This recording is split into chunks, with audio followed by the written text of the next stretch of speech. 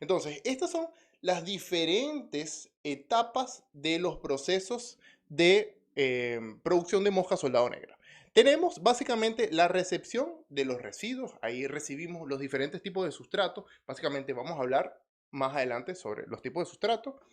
La producción en larvarios, que es la fase de engorda, que en el caso de aves, en el caso de peces, será cuando nosotros pasamos a los pequeños alevines, a los pequeños pollitos, a esta fase, para ellos que aumenten en tamaño, aumenten en volumen y los podamos utilizar en un tamaño específico para comercializarlos o para procesarlos en sus diferentes elementos. Ok, aquí tenemos la fase de separación en donde los elementos producto de la bioconversión son separados, tanto el FRAS como las larvas, las separamos. Ok, y las diferentes fases de procesamiento. Las diferentes fases de procesamiento tenemos básicamente si vamos a producir larvas deshidratadas, si vamos a producir larvas, si vamos a extraer el aceite y vamos a traer la proteína concentrada, ahí tenemos esa fase. Y ahora tenemos la fase de guardería, que es la fase en donde nosotros vamos, tanto con el insectario y en la guardería, vamos a repoblar los diferentes elementos dentro de la línea de larvarios. ¿Ok?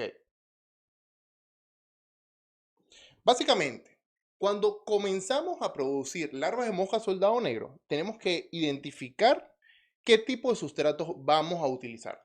Tenemos para ser más cómodo para nosotros, tenemos tres tipos de sustratos básicos. Sustratos tipo uno, donde tenemos todos los sustratos estandarizados. Estaremos hablando residuos de alguna industria que produce algo estandarizado. Es el mismo tipo de producto todo el tiempo sin muchas variaciones a nivel paramétrico. Por ejemplo, residuos de la industria cervecera, residuos de la industria productora de algún tipo de harina, residuos de la industria productora de mandioca, estoy buscando el nombre, se me fue el nombre en español, yuca. Entonces tenemos residuos estandarizados, siempre el mismo tipo de residuo con una baja carga a nivel microbiológico. Esto es súper importante porque tenemos que tener en consideración que este tipo de residuos, el costo de adquisición es mucho más elevado. Por otro lado, tenemos los residuos tipo 2. Son los residuos provenientes de mercados municipales que nunca tuvieron contacto con las personas. No solo mercados municipales, podemos hablar de supermercados, de estas verduras que las pequeñas fruterías lanzan a la calle. Bueno, este tipo de residuos se consideran residuos tipo 2, residuos que nunca tuvieron contacto con personas. Ni el uno ni el tipo 2 tienen contacto con personas. Y son los residuos a los cuales tenemos más acceso sin bloqueos a nivel de legislaciones. Entonces, ese tipo uno y tipo 2 son los más recomendados cuando vamos a trabajar para crear una gran empresa. Y ya tenemos otro tipo de residuo, tipo 3, en donde nosotros básicamente tenemos algunos contaminantes, los residuos post consumo, algunos que vienen de la producción de cocinas en restaurantes. Tenemos también grandes cocinas de industrias. Tenemos algunos lodos de plantas de procesamiento de alimentos, lodos de tratamiento de leche, se utilizan bastante en la industria de producción de mojas solado porque son bien ricos en compuestos que las larvas consiguen transformar en proteína sintetizable y de altísimo valor. Pero recuerden, si estás en Colombia, si estás en México y te preguntas, bueno, yo tengo bastante acceso incluso hasta guano, incluso hasta gallinaza, a cerdaza, tú los puedes usar. Y estos son considerados igual sustratos tipo 3. Estos sustratos tienen posiblemente algunos microorganismos que tenemos que controlarlos con un tratamiento térmico. ¿Quedó súper claro? Súper claro de este tipo de sustrato. Bueno, espero que sí. Básicamente, aquí tenemos el tipo de sustrato lo identificamos. Ahí vi que alguien habló de lodos de piscicultura. Son perfectos. No te lo pierdas y no los olvides. Tienen una gran cantidad de fósforo, pero sería genial aplicarlos en procesos de bioconversión. Son perfectos, realmente. Se han visto buenos resultados. El único problema es el contenido de agua y vamos a hablar un poco de eso más adelante. Ok, básicamente tenemos nuestro sustrato identificado. Si el tamaño de la partícula es pequeñito, la podemos utilizar directamente después de un proceso de fermentación.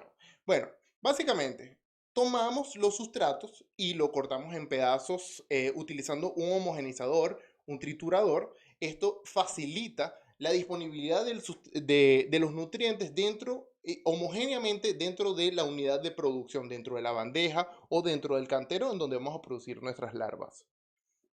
Ok, posteriormente le damos un grado de fermentación. El grado de fermentación, como les he mencionado bastante, permite que se realicen las funciones básicamente evolutivas a las cuales se adaptaron las larvas de mosca soldado para alimentarse. Y es que los nutrientes quedan disponibles dentro del sustrato y básicamente ellos consiguen alimentarse de la mejor forma. Ok, le dimos el grado de fermentación adecuado, tomamos a nuestros residuos y los vertimos en nuestro sistema de engorda, que es el sistema que viene a continuación, que es la producción de las larvas per se. Ok, bueno, una cosa importante, para aquí se lo señalo, si vamos a trabajar en una escala de 1 tonelada, podemos utilizar este tipo de tanques de fermentación. Son unos tanques que en muchos lugares se pueden conseguir. Tómenlo en consideración. También tenemos esta opción, que son estos biodigestores. Son ideales para nosotros utilizarlo. Le damos una corta fermentación. Bueno, por ahí vi que alguien comentó sobre tripas de pescado. Las puedes utilizar, pero estos son considerados residuos tipo 3. Recuerden, tenemos un desfase a nivel del tiempo en que ustedes me escuchan y que yo hablo, por eso estoy un poquito más adelante y el chat está un poco más atrás. Bueno, aquí tenemos la fase de larvarios. Básicamente, en la fase de larvarios se da la magia y se dan los productos que nosotros vamos a poner en el mercado. Y tenemos que darle bastante cuidado. Recuerdan que siempre les mencioné un factor importantísimo que es la temperatura. La temperatura juega un papel crucial cuando vamos a tener un producto lo más estandarizado posible y que necesitamos que las larvas se desarrollen de la mejor manera. 27 grados de la manera más adecuada. Y bueno, tenemos diferentes tipos de cómo producir larvas de moja soldado. Acá tenemos el sistema de racks.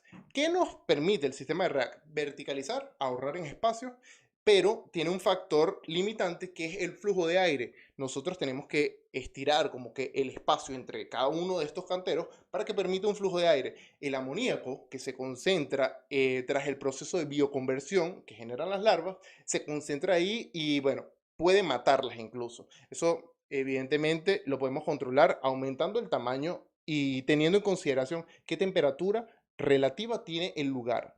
Tenemos algunas bandejas especializadas que son un poco más grandes. Puedes trabajar a nivel de 200 kilos, 300 kilos en este tipo de bandeja. Yo soy fan de este tipo de bandejas. De hecho, nosotros tenemos un proyecto de crear este tipo de bandejas especializadas para en la bioconversión. Y tenemos el sistema que también es súper aplicable principalmente a las personas que están en países donde las bandejas son excesivamente caras. Piensen en el sistema de canteros. En el sistema de canteros básicamente utilizamos una lona en donde levantamos las esquinas y nos permite aislar y evitar que se escapen todas las larvas que están en estos canteros. ¿Ok?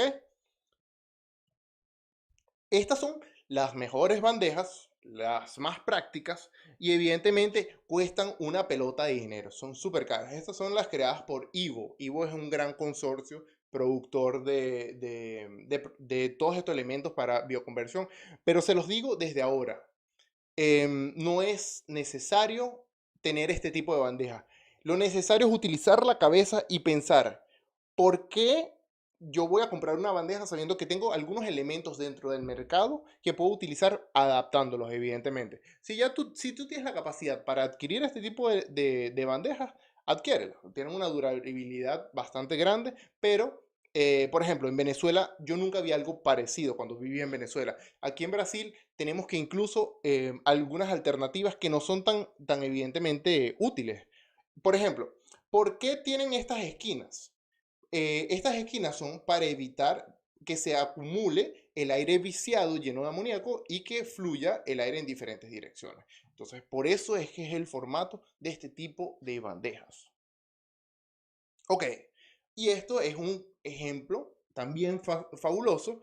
Son bandejas que nos permiten producir larvas de moja soldado en gran cantidad. Obviamente, estas las establecemos en un rack, en donde, como son volúmenes grandes, tenemos que vaciarlas antes de hacer el proceso de higiene. Son de gran capacidad. Pensando en este tipo de bandejas, normalmente tienen una capacidad inferior a la capacidad líquida, ¿no?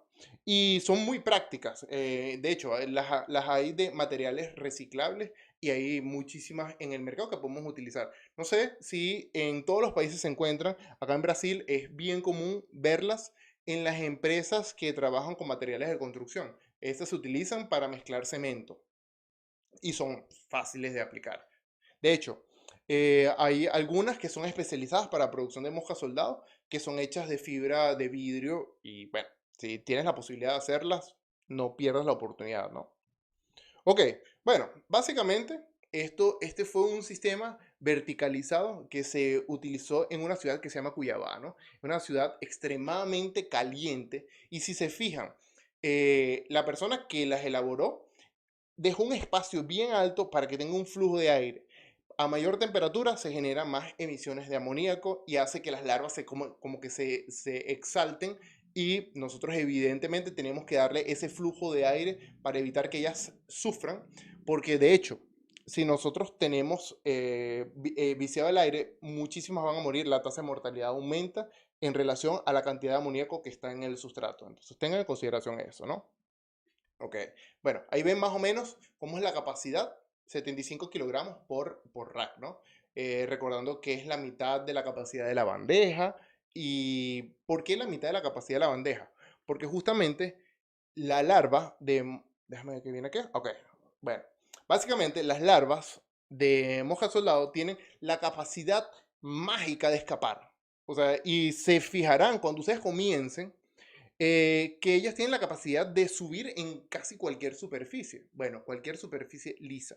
Porque justamente entre los segmentos abdominales ellos consiguen como crear un vacío y crean como una succión y van subiendo, subiendo, subiendo, subiendo y se escapan de la bandeja. Y esto es un problema cuando vamos a trabajar en gran escala. Entonces, ahí entra el factor la humedad del sustrato. Nosotros tenemos que intentar disminuir la humedad del sustrato para tener una mejor efectividad en cuanto a la producción. Ok, vamos ahora al sistema de producción rural más amado por todos. Déjeme hidratarme un poco porque el calor acá en Brasil no juega.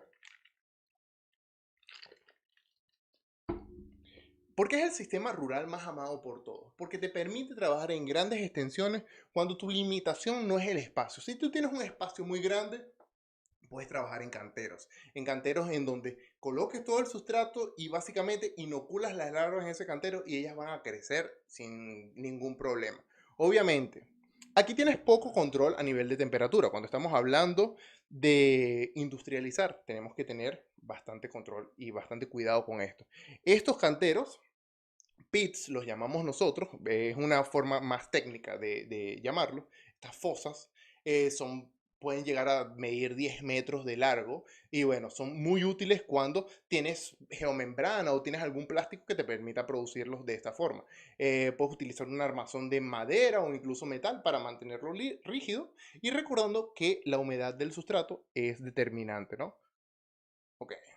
Bueno, ahí vemos otro ejemplo de canteros. Estos son, de hecho, estos fueron utilizados para compostaje y la persona que utilizaba el compostaje se dio cuenta que podía hacer el proceso de bioconversión y mejorar la lucratividad de su empresa. Bueno, ahí vemos alternativas a el compostaje que no trabajan de forma aislada, trabajan incluso de forma conjunta para tener un resultado más óptimo. A diferencia del compostaje, nosotros podemos tener un producto también, hablando de biomasa, hablando de proteína, que facilitaría y mejoraría el rendimiento a nivel económico, ¿no? Otro sistema, posiblemente ya ustedes deben haber visto estos sistemas fijos, se utilizan bastante en Asia, en Indonesia, en donde toman un galpón grande y colocan unos ladrillos aislando un área en específico. Por ejemplo, en esta área Esta fue la primera fase de una empresa en donde utilizaban 1 tonelada por cantero, por pit, ¿no? Entonces, en esta área se tiene poco control a nivel térmico. O sea, cuando se va a escalar, se va a estandarizar un protocolo, tenemos que tener en consideración este tipo de elementos, este tipo de trabajo. Ok, aquí vemos una forma más adecuada. Ya se estandarizó, se creó el protocolo de producción y tenemos la gran extensión de los canteros. Todo eso. Aquí vemos todos los canteros están llenos de larvas de mosca soldado. Y si ven estas manchas blancas, esos son larvas que se unieron ahí. No sé si recuerdan que les comentaba que las larvas de mosca soldado, ellos generan un fenómeno que se llama fuente. Básicamente se acumulan en una región y ellos crean un movimiento que acelera el proceso de degradación de los sustratos y las larvas que estaban en la parte interna migran a la parte superior, bajan y crean ese movimiento oscilatorio que permite que todo el mundo se alimente de la forma más eficiente y ellos como que entienden que en conjunto trabajan de la mejor manera. Y bueno, aquí de hecho esto es un trabajo que se realizó en China y ahí son producciones en canteros cubiertos con lona. Estos canteros están en una región relativamente caliente de China. Y bueno, ahí vemos el uso del espacio lo más óptimo posible. Pero si recuerdan, la ventaja de utilizar bandejas frente a canteros es que las bandejas te permiten verticalizar la producción. Y yo, básicamente, sin tu limitación no es el espacio, utiliza canteros. Es más barato, es más práctico, solo que cuando estamos pensando a nivel industrial, piensen también en sus trabajadores. Piensen en que los trabajadores tendrán limitaciones. Imaginen trabajar en un cantero, agacharte y levantar el sustrato. Estamos trabajando con muchos kilos de residuos, con muchos kilos de material y eso te crea un dolor de espalda que yo lo vi en personas que se esforzaban muchísimo por tratar de vaciar este tipo de canteros, ¿no? Ok. Porque, ok, estoy viendo una pregunta acá en el chat, recordando el desfase de tiempo. ¿Por qué trabajar así y no en rack si no necesitamos luz? Bueno, me imagino que en rack si no necesitamos luz. Básicamente esto depende de los recursos que tengas. Hay personas que no tienen recursos para trabajar, para comprar bandejas. Las bandejas siempre son más caras.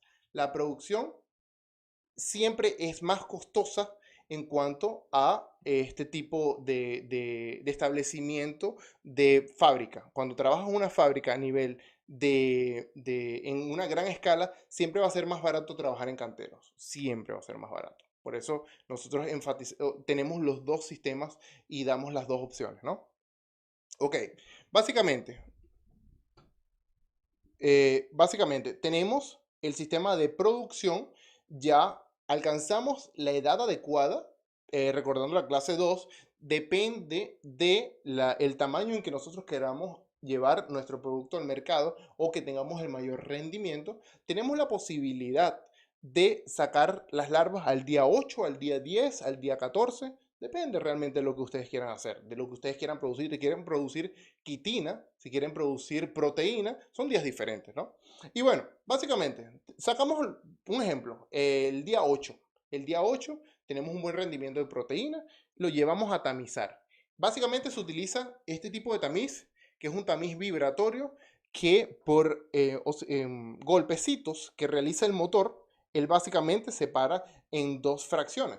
Es una fracción de Fras, dependiendo del nivel el número de tamices, una fracción de Fras más grande, de tamaños más grandes, granulometría superior, una más pequeña y las larvas. Esto nos permite separarlos de forma práctica. Este tamiz vibratorio es una opción. Hay personas que lo realizan manualmente, pero de nuevo, es optativo, depende de la persona y depende de la industria. Grandes industrias ni siquiera utilizan este tipo de tamiz vibratorio, sino utilizan un tamiz que va rodando, es un cilindro gigante y va separando las larvas y el fras en la parte inferior. Saca las larvas por un lado y saca el fras por otro lado. Y bueno, piensen que una gran industria de producción de mosca soldado, ellos básicamente automatizan todo. El fraz que va saliendo por un lado ya va a una transportadora de rosca. Es un transportador que tiene como una hélice que va llevando el sustrato hasta el punto, el fraz, hasta el lugar en donde se va a secar. Y bueno, básicamente ahí se seca y ya se almacena y todo está perfectamente automatizado. Por eso mucha de la gente piensa que el montar un proyecto de producción de moja soldado negro es tan costoso, es súper costoso. Pero básicamente tenemos que saber que tenemos que controlar ciertos parámetros y utilizar la forma más lógica para producir, ¿no? Ok. Bueno, ahí obtuvimos los dos elementos y ahora básicamente tenemos que procesar nuestras larvas. ¿Por qué deshidratar? ¿Por qué deshidratar? Básicamente, una larva viva se muere, se pudre y pierde, o sea, perderías dinero, ¿no? Obviamente. Pero si le damos una deshidratación pasiva por 12 horas, ya lo hablamos con Andrés, de hecho, 12 horas a no más de 60 grados. Nosotros trabajamos con parámetros 60 grados porque la proteína que contienen los insectos se desnaturaliza por encima de esa temperatura. Entonces nosotros queremos tener a nivel de aminoácidos, a nivel de proteínas, lo más controlado posible. Entonces superior a 60 grados empiezas a tener fluctuaciones a nivel nutricional. Le damos ese deshidratado en un horno que mantenga esa temperatura relativamente constante por 12 horas y ya vamos a tener eso. Aquí tenemos una bandeja clásica, una bandeja como de panadería, ¿no? Pero se puede optimizar incluso esto si utilizamos bandejas que están perforadas en la parte inferior con una rejilla, porque esto permite el flujo de aire y seca las larvas de una forma más efectiva. Ok, ya aquí directamente puedes sacar tu producto. Ya ahí puedes tener un producto, lo empaquetaste y lo vendiste al consumidor o lo utilizaste en tu producción. De hecho, podías haberlo utilizado in vivo, ¿no? Estas larvas vivas las puedes utilizar en alimentación para animales, como hablamos con Andrés, y ya puedes tener tu producto. Pero aquí tenemos un paso adicional. Esto es una extrusora clásica de granos, ¿no? No es especializada para producción de mosca soldado, para larvas de mosca soldado, para extraer el aceite, pero ¿qué te permite esto? Esto te permite literalmente concentrar la proteína. ¿Por qué? Porque le estás extrayendo el aceite y entonces el contenido de proteínas al final es más concentrado y lo puedes utilizar de una forma más efectiva, sacándolo al mercado. Incluso puedes sacar una harina a partir de esto, ¿no? Obviamente estamos hablando de una escala relativamente pequeña a mediana, ¿no? Ok, bueno, vamos a la parte literalmente más crítica. Alguien preguntó, bueno, Diego, pero debe ser tan fácil producir larvas de mosca soldado, pero ¿cuál es la parte más sensible? Y aquí es donde yo señalo que está el punto de inflexión de cualquier éxito en un nivel de producción. El día de hoy tuve una reunión con una empresa que estoy trabajando en Río de Janeiro. Esta empresa yo creo que ya les comenté, es la empresa que tiene posiblemente la mayor gestión de residuos orgánicos para compostaje y ellos dieron el primer paso literalmente a producir en gran escala huevos. Esto fue para ellos la evolución más grande porque literalmente esto le va a permitir que ellos tengan larvas de moja soldado constantemente a lo largo del tiempo sin depender de otras empresas. Y bueno, básicamente, tenemos dos tipos de producción: producción indoor y producción outdoor. Básicamente, ¿cuál es la diferencia y cuál es la ventaja de las dos? La producción outdoor, si tú tienes los parámetros ambientales lo más adecuado posible, una temperatura adecuada, una fluctuación a nivel de nubes no muy grande, vives en un lugar caluroso, puedes aprovechar las características del ambiente donde estás. Pero si vives en un lugar, ay, vuelvo.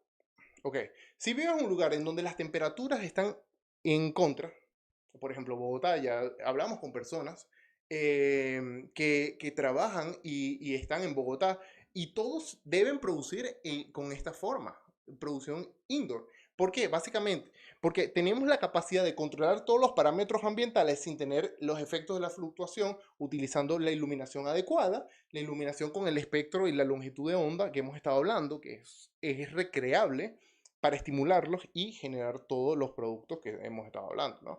Y bueno, básicamente utilizamos Loft Cage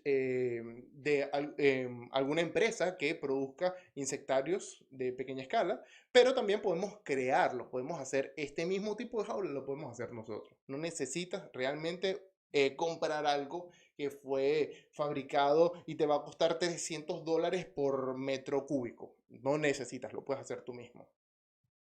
Ok, básicamente, en, eh, en los sistemas de producción, tenemos indoor, tenemos la lámpara que va a generar la longitud de onda que va a utilizar en nuestra Loft Cage para producirlo, y obviamente tenemos una capacidad por unidad de espacio.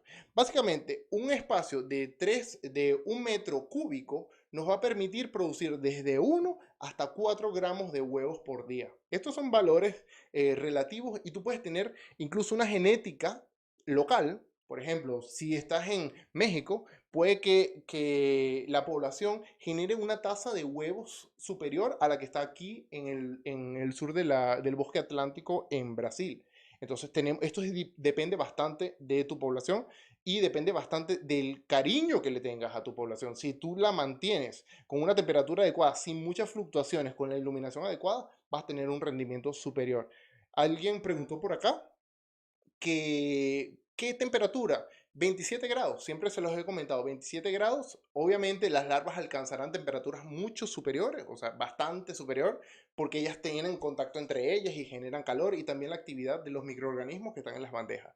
Pero en el caso de las moscas, 27 grados es la temperatura perfecta. Recordando que a nivel de producción indoor, nosotros podemos controlar este tipo de factores de una forma más adecuada y más agradable, más fácil.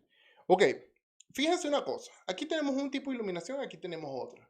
Y muchas personas dirán, bueno, pero hablaste que la longitud de onda cuenta. Recordando que la luz blanca, la luz visible, está conformada por diferentes longitudes de onda que juntas generan ese espectro de luz que es la que podemos ver. Cuando tú tienes mucho tiempo en cautiverio, las poblaciones no necesitan específicamente la longitud de onda para reproducirse. Pero ¿qué pasa? Disminuyen la efectividad de la reproducción.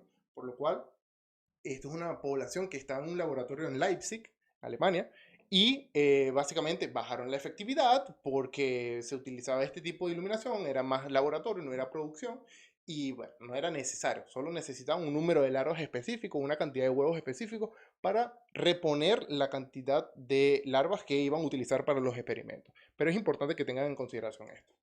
Y aquí tenemos otro tipo de loft cage superior. Esta ya es una loft cage comercial. Esto te cuesta una pelota de dinero. Como les dije, no es necesario comprarla ya lista. La pueden hacer. Ven que es una tela mosquitera. Realmente la pueden hacer sin ningún problema. Pero es importante que sepan que en el mercado hay este tipo de productos. Imaginen, comprarla en China, se los envían, gasto del envío, o sea, es una estructura metálica, es también una tela que la pueden hacer este embudo para poder manipular las moscas adentro, extraer los huevos. No, compren, utilicen los elementos que tienen a su alrededor. Y bueno, voy aquí, no entiendo qué onda tiene que tener la luz. Bueno, básicamente, ¿qué tiene que tener la luz? Si viste la clase, es importantísimo tener en consideración que el espectro de longitud de onda estimula las señalizaciones químicas, señalizaciones que están en ciertas partes de la mosca adulta, de la mosca, y esto genera la reproducción. Si tú no tienes la longitud de onda adecuada, ellas no se van a reproducir, así de simple. Si tú le colocas una luz, una longitud de onda que te bloquea la reproducción, básicamente perdiste toda tu producción. Y es por eso que es tan importante tener el control en la longitud de onda. Como les dije, la luz blanca tiene un espectro grande que incluso tiene las longitudes de onda que necesita la mosca. Pero si utilizamos la longitud exacta, tenemos garantizada la reproducción. Ok, bueno, básicamente, ¿cómo es un insectario? Aquí es una descripción básica de cómo funciona un insectario.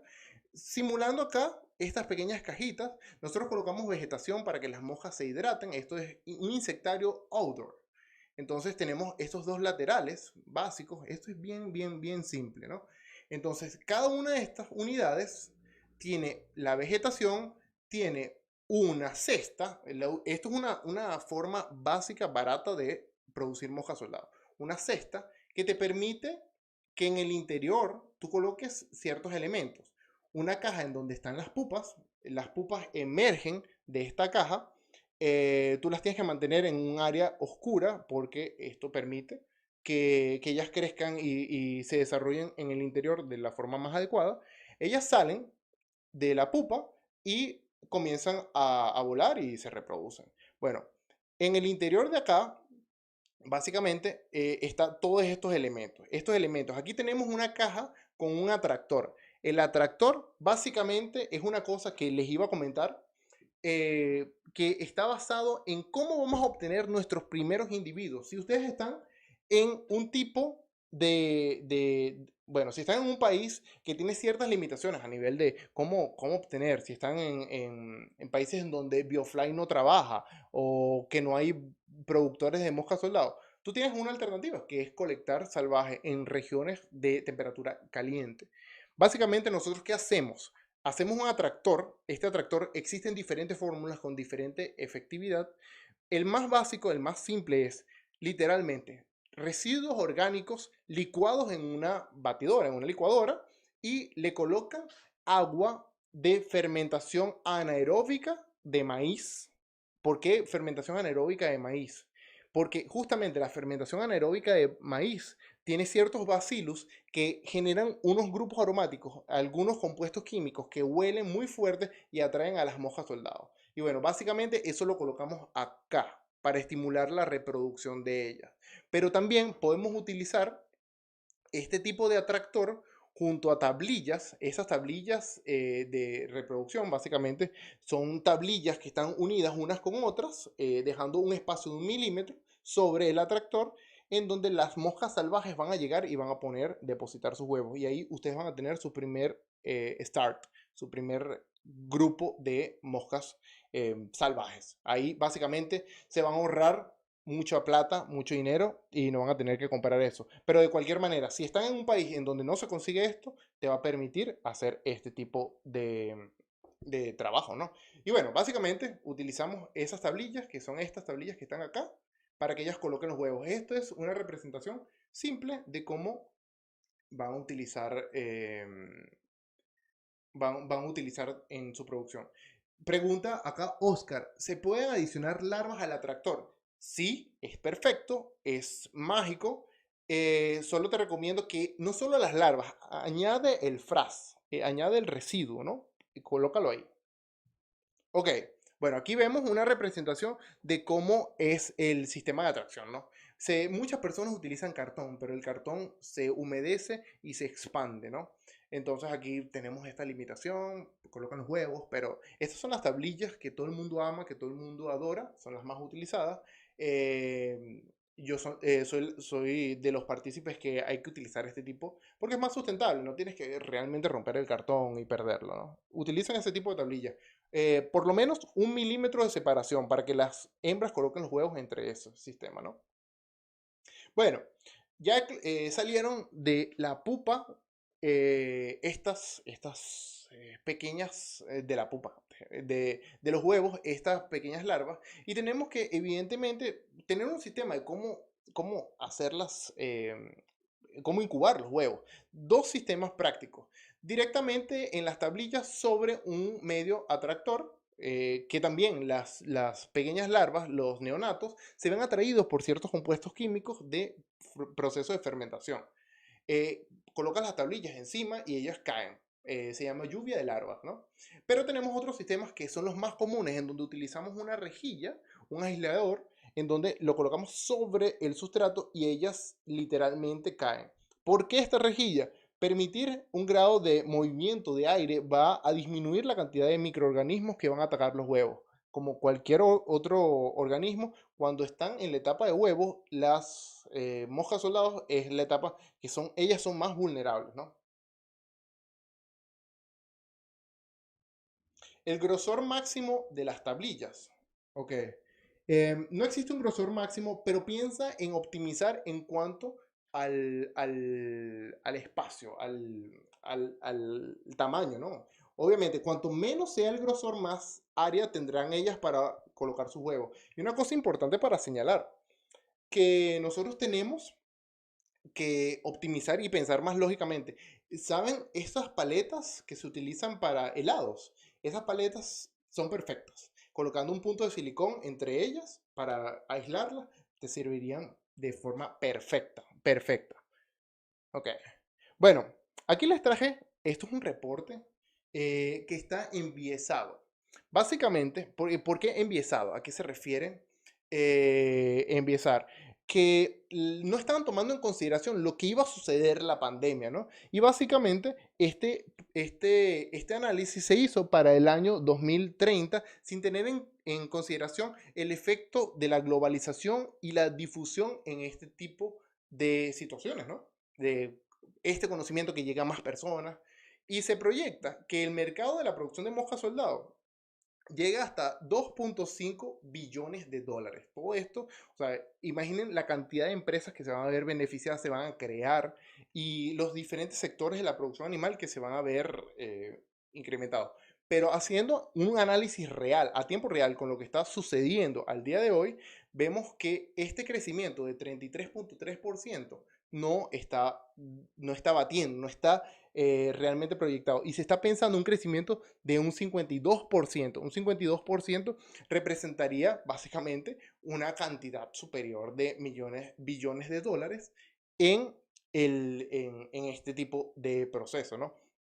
Entonces, volviendo a esto, todos ustedes, muchos de ustedes ya entenderán que pueden montar una producción de moja soldado y que al mismo tiempo, como es un boom, como es algo que está comenzando, tenemos una oportunidad realmente, realmente grande dentro de todos estos procesos de bioconversión, para pedir capital, para formar empresas, para formar nuevas organizaciones. Existen grandes posibilidades, incluso en países que están con crisis económica. Este tipo de proyectos, por la lógica, tienen incluso más financiamiento, ¿no?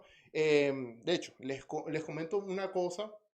eh, Países de África que no tienen recursos, están dando recursos para comprar, adquirir bandejas, para comprar y adquirir tela y que las personas comiencen a producir larvas de mosca soldado como alternativa para combatir el hambre, ¿no? Y que utilizan los residuos de caza, alimentan gallinas, se los estoy comentando.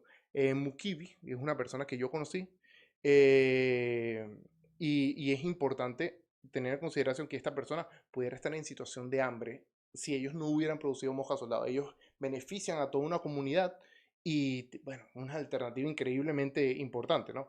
Em, Conversando con él me comentó que antes de conocer el proyecto de la moja soldado, que fue un proyecto que se divulgó bastante fuerte, ellos comían una vez por día, o sea, no era una comida muy grande y realmente es pesado. Bueno, justamente ellos utilizan residuos de comida. Vi que alguien habló algo de residuos por acá. Utilizan residuos de comida y estiércol, ¿no? Y esto para aumentar el volumen y tener un mayor aprovechamiento en cuanto a la producción de las larvas, ¿no? Ok.